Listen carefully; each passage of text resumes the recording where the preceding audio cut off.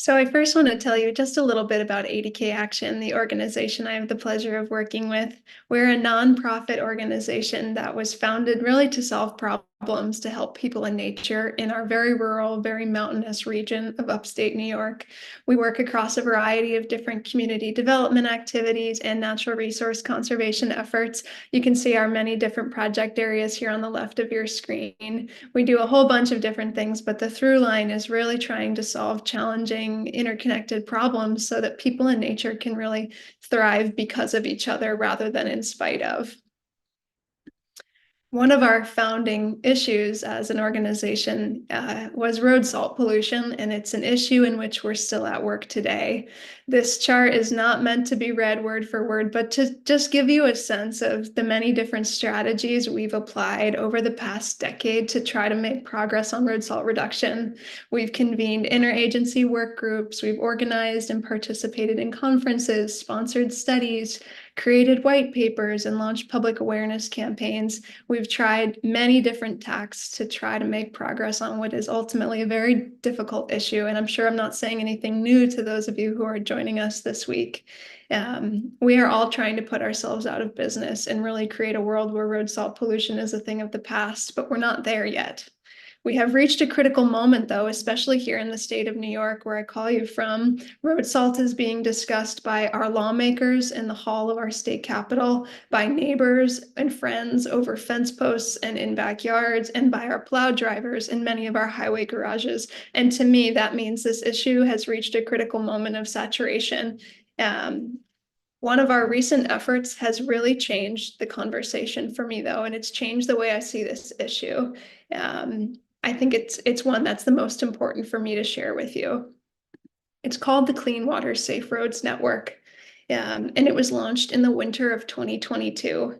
It's a regional community of practice that gives over 25 different town and county highway departments the opportunity to have a peer network of support, to have access to training and workshops, and to have the tools and support they need to reach their goals in road salt reduction. You'll notice in all those many strategies I read to you, we had never gone to the garage level and talked with our operators, our highway superintendents, and our plow drivers to see what they wanted and what they needed. But this was really a window of opportunity that we realized we'd been remiss not taking advantage of before. And I can tell you, I've been just deeply blown away by the level of motivation and commitment our communities have shown to this work. And that, for me, has illuminated a whole other path of moving this particularly challenging problem forward. By engaging stakeholders like our plow drivers, folks who are often working well into the night while we are sleeping, people who are often rendered quite invisible in environmental solutions. We allow them to have a say in what those solutions are. We uplift their lived experience and we highlight their expertise.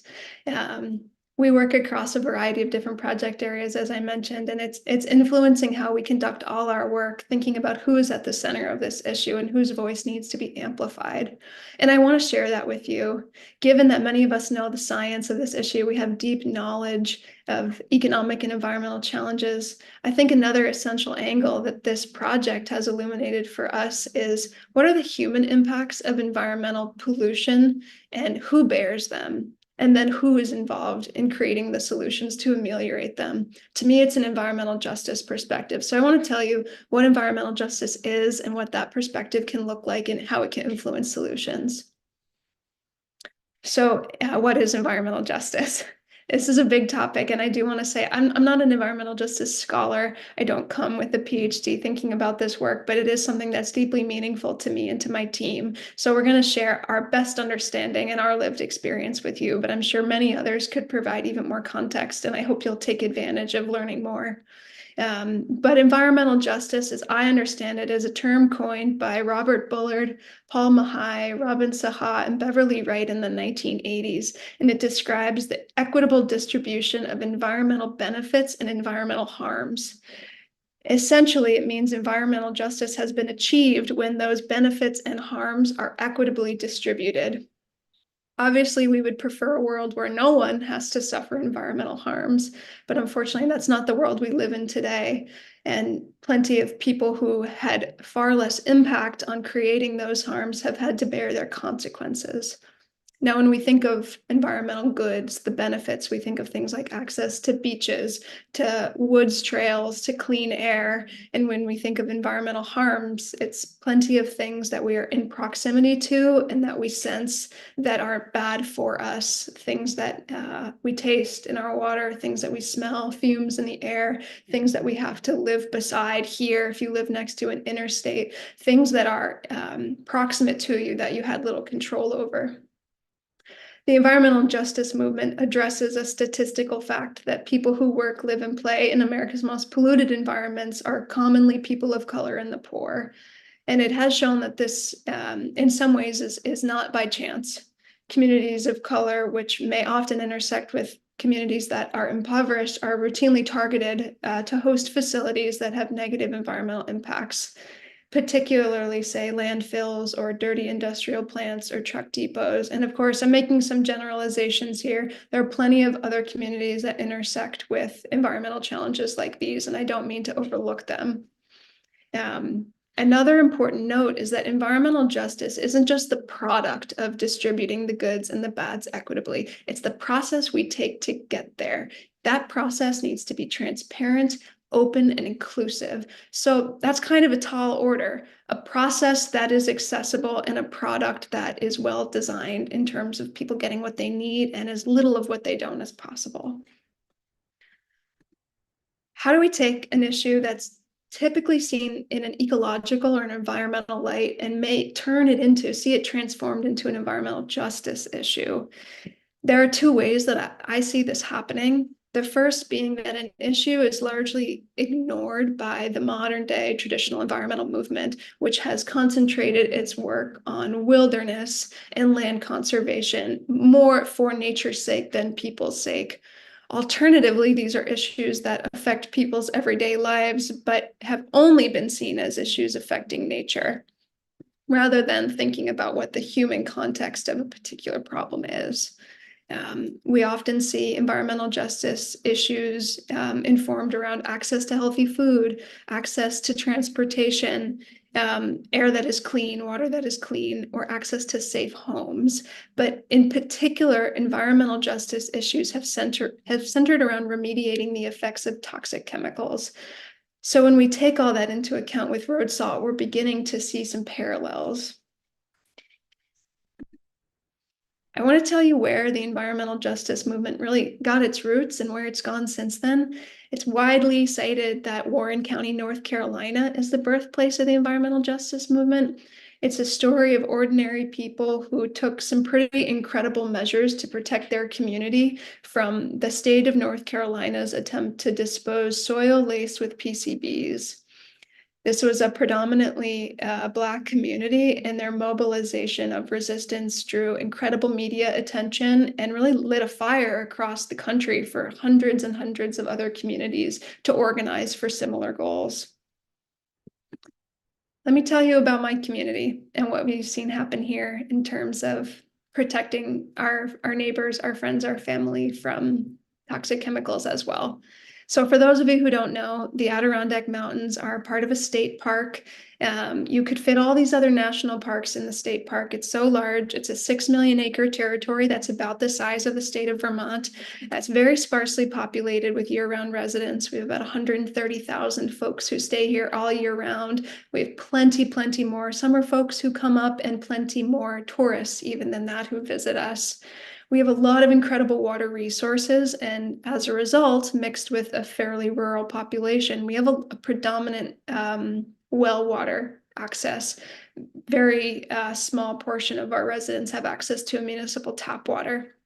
Where things started changing with road salt in our community, folks will tell you, oh, it was the 1980 Olympics, that it was hosted in Lake Placid, one of our more populous communities. Folks who have lived here a long time will say, I remember before the Olympics when we mostly used sand. And then during the Olympics, there was a real change in our culture of service and our expectations around winter road management. Since then, roads have, we've wanted them to be cleared more quickly and to stay clear through any means necessary. We have paid special attention to figure out what has been the regional impact of that kind of salting. In 2019, ADK Action sponsored a study of 489 private wells with the Adirondack Watershed Institute, which is part of a local university here in the park. And 64% of those private wells came up salty. And I could tell you plenty more about the impacts on each and every one of those families, and I will get to that. But we saw by and large that there had been groundwater contamination, largely downslope of our state highways. That's not to say there haven't been impacts on our town and county roads, but there are the fewest proportion of state roads in our region, but they have the biggest influence on our groundwater resources. We, of course, have seen impacts to waters, that don't provide drinking water sources. There have been immense ecological impacts as well, and compromises to our aquatic species. But we are thinking a lot about how does a well that is found to have 1,000 parts per million in sodium chloride affect someone's ability to bathe their children, to drink their tap water, to take a shower. If you're ingesting a day's worth of salt in a single glass of water, what does that do for you? And who is this impacting the most? Particularly for our community members that have wells, what does this mean to them? We find that wells are largely responsibility of the homeowner. And if your well is compromised, it can cost thousands of dollars to install and maintain a reverse osmosis system, even more to drill a new well. And we found that even if the prognosis of a drilling site is positive, meaning low expectations of salt, we often find that a new well can still come up salty. Even a second new well can still come up salty. If you decide to live with salt in your well, means you're taking extra time and committing extra expense to managing your life. We hear lots of stories about how people manage with a salty well, and I'll tell you a little bit about that. But I can also say that your fixtures are going to corrode much more quickly, and your washers, your dishwashers, and your appliances are going to break down more quickly, and that's more expense for your budget. Not to mention the impact on all of our neighbors around here is that our cars are rusting more quickly, and that is a huge hidden tax on a largely rural, predominantly working class population. The last thing I want to mention here is that for older homes that were built before the Lead-Free Act, if they have lead pipes, then salt and salt brine is going to make those lead pipes corrode. And that's exactly what we saw in Flint, Michigan. There's a lot more to that, but there are some real health hazards here, and it's being borne by those who had very little to do with causing it. We have some really amazing news outlets here in the Adirondacks, and they've done a tremendous job helping families tell their story who have been impacted by contaminated wells. This is a family out in Boonville, which is a Western Adirondacks, Ben and Barbara Sweeney. They are generational owners of a dairy farm, and the impact on their well was publicized, and they actually had to get out of this line of work and had to find a new livelihood. They were quoted saying, "You can't go buy bottled water for a herd of dairy cattle." And they're right. The way they found out about this issue was that they were seeing health problems result in their cattle, and illness really precluded the farm from being viable ultimately. For an area that has pretty sparse agriculture, this was a huge loss for our community. There's another term that accompanies environmental justice, and I want to tell you a little bit about it. It's called slow violence. It means that things change so slowly, so imperceptibly, that you almost don't realize they're taking a turn for the worse. And I think that's what we've seen in our community with road salt. You can file an insurance claim or file a lawsuit in a few hours, but it's harder for us to see the impact that a ton of salt on the road is having on our groundwater. I think that's being ignored. Our state is tasked with keeping us safe, and they're doing that by preventing sudden death, but I don't think enough people are paying attention to preventing this slow death, this kind of slow violence. When folks take matters into their own hands to try to do due diligence on a contaminated well, or if they decide to move forward with litigation, we found that results really can vary. Of course, every situation is different, but we've seen some outcomes of settlements where the state will purchase bottled water for a family for upwards of 2 decades.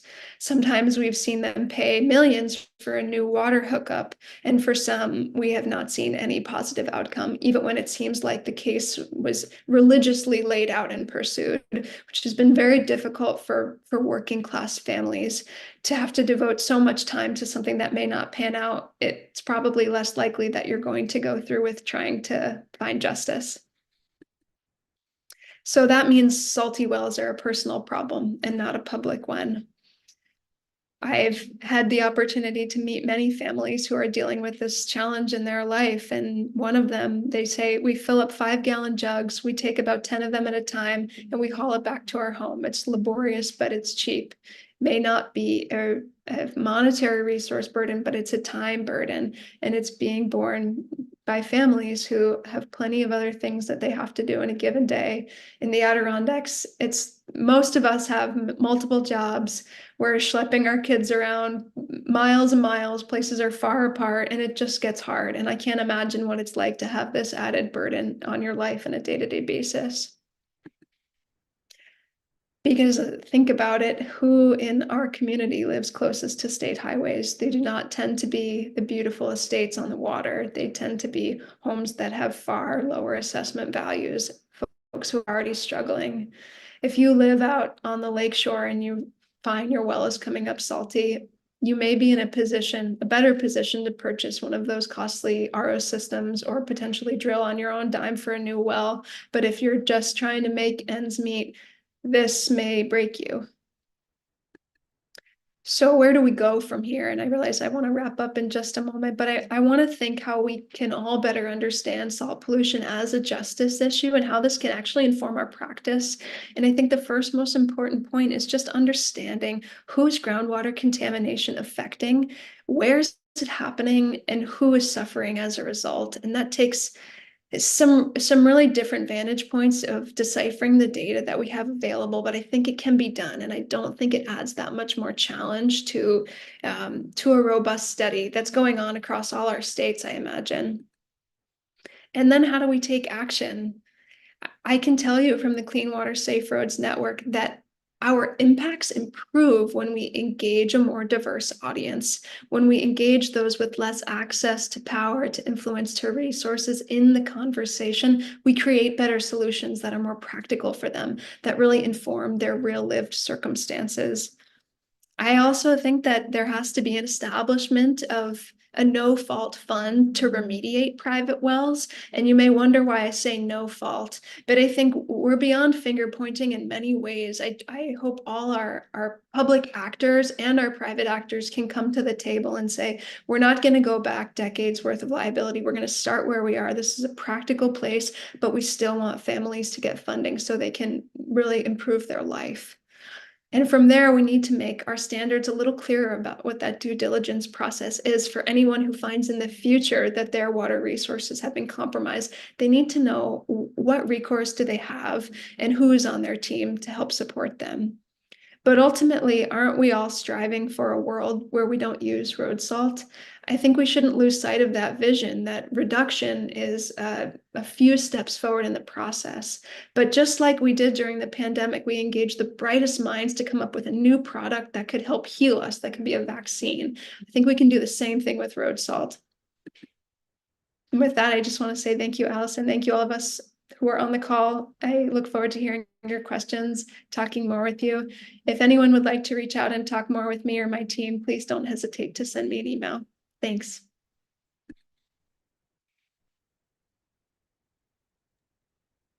Wow. Thank you, Sawyer. You already got some applause in the comments. So yes, if people would like to share any other comments or questions with Sawyer, please type those into the chat right now. I will also work to keep an eye on my inbox to see if anybody emails in questions as well. So just gotta be looking at a few different places. So my apologies for that. All right. So I wanted to start, though, while waiting for some questions here. Sawyer, yeah, just say thank you so much. Extremely powerful. Someone else just said, wonderful presentation. I know you said you're not an environmental justice scholar, but you really provided a thoughtful, considered perspective here. I appreciate the historical information as well about where the term environmental justice came from. And yeah, the concept of the slow death, right? Um, has been a lot of conversation in the last week in the Madison area about the condition of the roads, that the city of Madison did not put enough salt down because, the county has cleared their roads. Like you said, the state roads, right, are clear. And why aren't our city roads, why aren't they receiving an equal amount of salt to get us to that bare pavement? And that weighing, right, of how do we decide? Is it the safety right in the moment so we can continue to speed down those roads at or above the speed limit? Or are we thinking kind of longer term? I also would share that here in Wisconsin through the Saltwise program, I feel like personally have been so fortunate to be able to get out and talk with literally like thousands of plow operators from across the state, from towns and villages all the way up to the operators maintaining our state highways. And it is so remarkable to engage them. It's usually men. There are a few women out there, but men who've been plowing for 20, 30 plus years. And they dig into these conversations and have a lot to share, a lot of opinions, and are proud of the work that they're doing and want to continue to improve.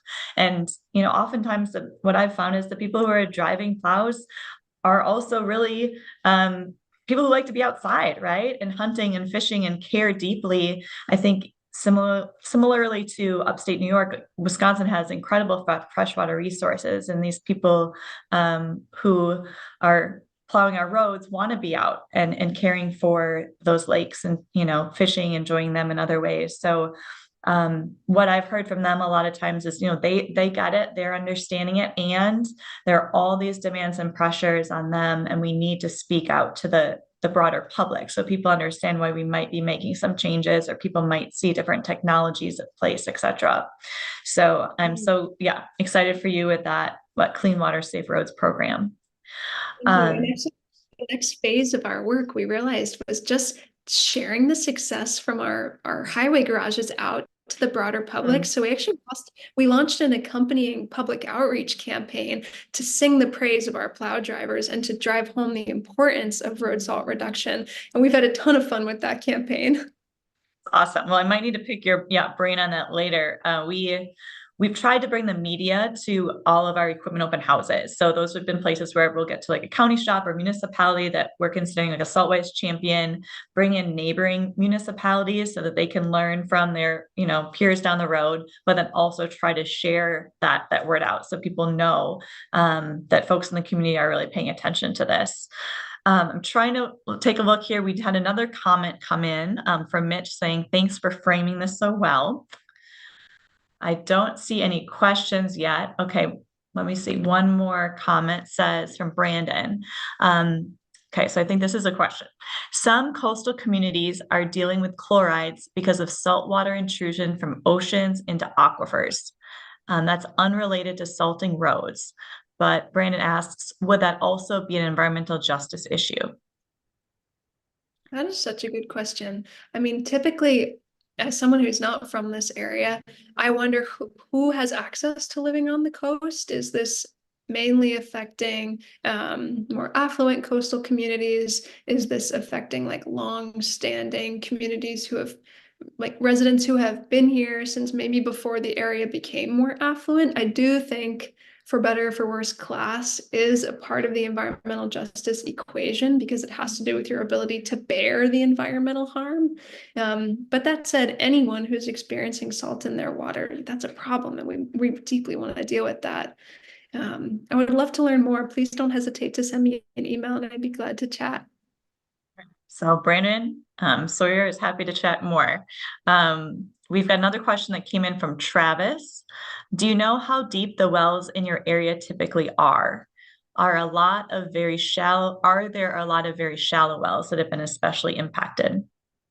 That's a really good question. I don't have exact details, but we have very high bedrock here in the region because it's so mountainous. So our wells do trend towards being more shallow. So that definitely is at play with some of the contamination.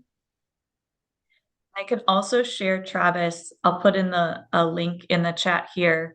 The City of Madison and Dane County Public Health put out a road salt report, not quite every year, but close to every other year. And so there's information there in the Wisconsin area, looking at municipal wells, both from upper and lower aquifers, showing road salt intrusion. So we can dive into some of those numbers as Yeah, I would well. like to do that as well. Um, all right. Okay. Got an email, but it was not a question email. So I'll just wait another minute here to see if anybody else has questions. But in the meantime, I just say thanks again for joining in. It looks like we had about 117 people joining us today for the live stream. So that's awesome. Encourage all of you to continue to share the word about today's incredible live stream, our upcoming live streams, and yeah, continue to work and advocate in your communities through your networks. I think Sawyer's stories, are pretty inspiring. There's a lot of incredible work happening here in Wisconsin, but it's not just the work of individuals, right? It's these networks as we work to really change cultural norms and get those conversations going, right? As Sawyer said, kind of across the fence post, neighbor to neighbor. The legislators who are making decisions about this, they're neighbors as well, right? And so I think we all have the ability to make a really big impact. All right, so looks like Travis said, he'd like that link. I'm gonna throw that in there before I close the chat out. Doing a few things at once here. I'm gonna go to reports and throw that in. I don't know, Sawyer, if you have any final comments, but just really, really appreciate your time today and the work that your team is doing. So look forward to, connecting again. Okay, we do have a couple more things that just came in. So the City of Superior says, incredible work, exclamation point. Thank you for sharing and dedicating time to protecting people and freshwater resources. And then Elena has said, has the governor said anything about salt pollution? Also, have you gotten to speak directly with the DOT? So I don't know, so if you want to tackle that, and then I can as well in our various states. I'm not quite sure where Elena's joining in from, but I feel like we can speak to, a couple states.